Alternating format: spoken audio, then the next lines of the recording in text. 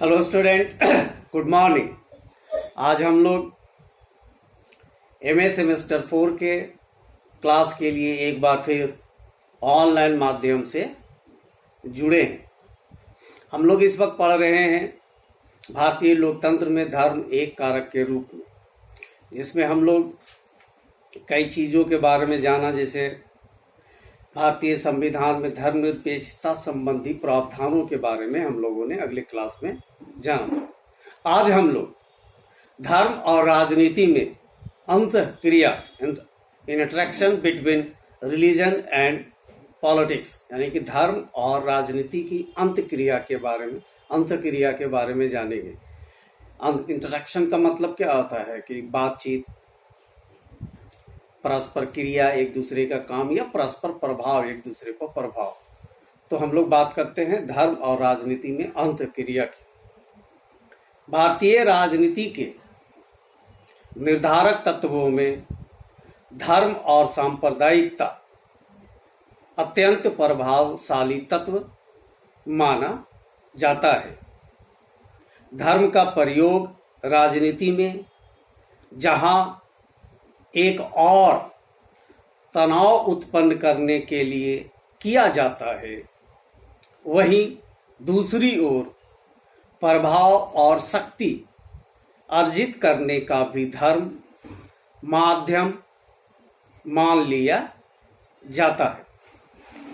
जामा मस्जिद के शाही इमाम अब्दुल्ला बुखारी और जय गुरुदेव की राजनीतिक शक्ति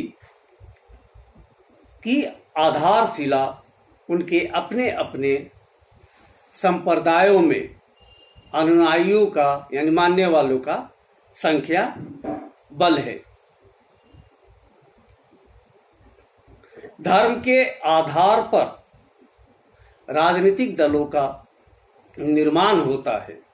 चुनाव में समर्थन मत प्राप्त करने के लिए धर्म का सहारा लिया जाता है। जनता से की जाने वाली अपीलों, उन्हें दिए जाने वाले आश्वासनों, निर्वाचनों में प्रत्याशियों यानी उम्मीदवारों के चयन तथा मत व्यवहार में धर्म का राजनीतिक स्वरूप देखने को मिलता है। स्वतंत्रता के कई वर्षों के बाद भी हिंदुओं और मुसलमानों के बीच एकीकरण विद्यमान नहीं है, यानी कि हिंदू और मुसलमान में एक जैसी बातचीत या एक व्यवहार नहीं है। उदाहरण के लिए हिंदुओं और सिखों में वहाँ भी इसे रूढ़िवाद एवं सांप्रदायिकता के बढ़ते हुए विरोध भाव पैदा हो गया है। धर्म और संप्रदाय धर्मनिरपेक्ष संविधान अपनाए जाने के बाद भी राजनीति के स्वरूप निम्नलिखित ढंग से प्रभावित करते हैं। कहने का मतलब यह है कि भारतीय संविधान के हिसाब से धर्मनिरपेक्ष राज्य की स्थापना करने के बावजूद भी धर्म भारतीय राजनीति के स्वरूप को निम्नलिखित रूप से प्रभावित करती है, जो हम लोग 1, 2, 3, 4 करके देखेंगे। जिसमें सबसे पहला, धर्म और राजनीतिक दल। आजादी के बाद धर्म और संप्रदाय के आधार पर भारत में राजनीतिक दलों का गठन हुआ है। मुस्लिम लीग, शिरोमणि अकाली दल, राम राज्य परिषद, हिंदू महासभा आदि राजनीतिक दलों के निर्माण में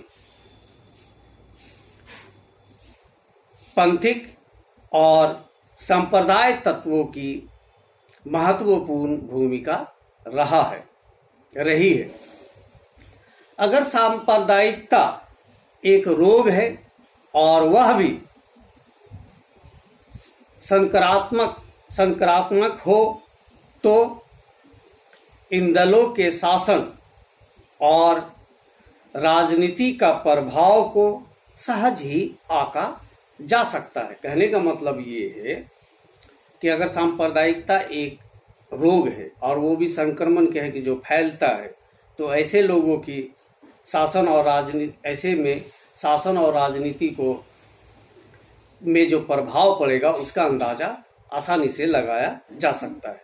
ये सांप्रदायिक दल पंथ को राजनीति में प्रधानता देते हैं, पंथ के आधार पर चुनाव में प्रत्याशियों का चुनाव करते हैं और संप्रदाय के नाम पर वोट मांगते हैं।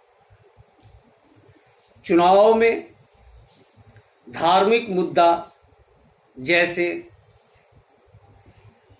गौवध को बंद करवाने, राम मंदिर का निर्माण आदि का प्रयत्न करते हैं। ये अलग बात है कि अब गौवध का जो बंद करने का जो मांग है वो आज ही बरकरार है। राम मंदिर का जहां तक सवाल है तो उस समस्याओं का अब तो हल हो चुका है, अब मंदिर बन रहा है। चुनाव में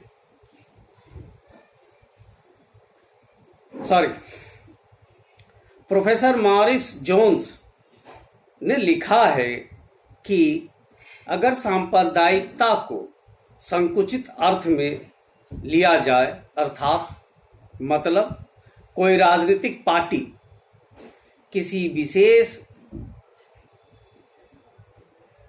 पंथिक समुदाय में राजनीतिक दलों की रक्षा के लिए बनी हो, तो कुछ पार्टियां ऐसी हैं जो स्पष्ट रूप से अपने को सांप्रदायिक कहती है। मुस्लिम लीग जो भारत में सिर्फ दक्षिण भारत में रह गई है और मालाबार मोपला समुदाय के बल पर केरल में ही शक्तिशाली है। सिखों की अकाली पार्टी जो सिर्फ पंजाब में ही है। हिंदू महासभा सैद्धांतिक रूप में एक अखिल भारतीय पार्टी है, किंतु मुख्य रूप से मध्य प्रदेश और उसके आसपास में शक्तिशाली है। जनसंघ दल के बारे में मॉरिस जोन्स लिखते हैं कि जब तक कट्टरता की मनोवृत्ति पूर्ण आरएसएस, जिसमें हिंदू सांस्कृतिक जोश और सैन्यवादी ट्रेनिंग दोनों का संयोग है, जनसंघ के आड़ में जुटकर काम करता रहेगा, तब तक सांप्रदायिकता इस पार्टी का एक महत्वपूर्ण पहलू बनी रहेगी। अगर सांप्रदायिकता को व्यापक अर्थ में लिया जाए, मतलब संपूर्ण हिंदू समाज के ही भीतर किसी सामाजिक धार्मिक समुदाय के साथ संबंध के रूप में लिया जाए, तो सभी पार्टियों में किसी न किसी स्तर पर और कुछ न कुछ मात्रा में ऐसी सांप्रदायिकता अवश्य मिलेगी। यहां तक कि कांग्रेस भी इससे मुक्त नहीं है। केरल में ईसाई समुदाय के साथ कांग्रेस का ऐसा गठजोड़ रहा है कि इसे संकुचित दृष्टि से भी सांप्रदायिकता कहा गया है। यहां तक कि साम्यवादियों ने भी कुछ जगहों पर और कुछ प्रयोजनों के लिए सांप्रदायिक क्षेत्र तैयार कर लिए। तो ये थी धर्म और राजनीतिक दल। अब इसके बाद अब इसका दूसरा जो पहलू है, यानी कि इसका दूसरा पॉइंट है धर्म और निर्वाचन। भारत में अधिकांश राजनीतिक दल और उनके नेता चुनावों में पंथ और संप्रदाय की दलीलों के आधार पर वोट मांगते हैं। वोट बटोरने के लिए मठाधीशों, यानी कि मठ में जो होते हैं संत, उसको मठाधीशों, इमामों, पादरियों और साधुओं के साथ साठगांठ की जाती है। मतदान के अवसर पर मत मांगने वाले और मतदान करने वालों के आचरण पर पंथिक यानी कि सांप्रदायिक या धार्मिक तत्व छाए रहते हैं। मार्च 1977 और जनवरी 1980 के लोकसभा चुनाव के दिनों में दिल्ली की जामा मस्जिद के शाही इमाम की भूमिका से आसानी से यह समझा जा सकता है कि धार्मिक नेता राजनीतिक दलों से मुस्लिम संप्रदाय के वोटों का किस प्रकार सौदा करते हैं। राजनीतिक नेता की तरह शाही इमाम ने चुनावी सभाओं में भाषण दिए और मुस्लिम संप्रदाय के मतदाताओं को किसी विशेष राजनीतिक समाजवाद और गणतंत्र की बात करने वाले अगर इमाम के नाम से वोट पाना चाहेंगे तो हो सकता है कि बलराज मधोक जैसे लोग शंकराचार्य के नाम पर वोट मांगने लगे। फिर क्या, इस देश को इमाम और शंकराचार्य के बीच चुनाव करना पड़ेगा। मिजोरम चुनाव में जारी एक पर्चे में कांग्रेस ई ने कहा था कि वह ईसाई अधिकारियों के लिए लड़ेगी।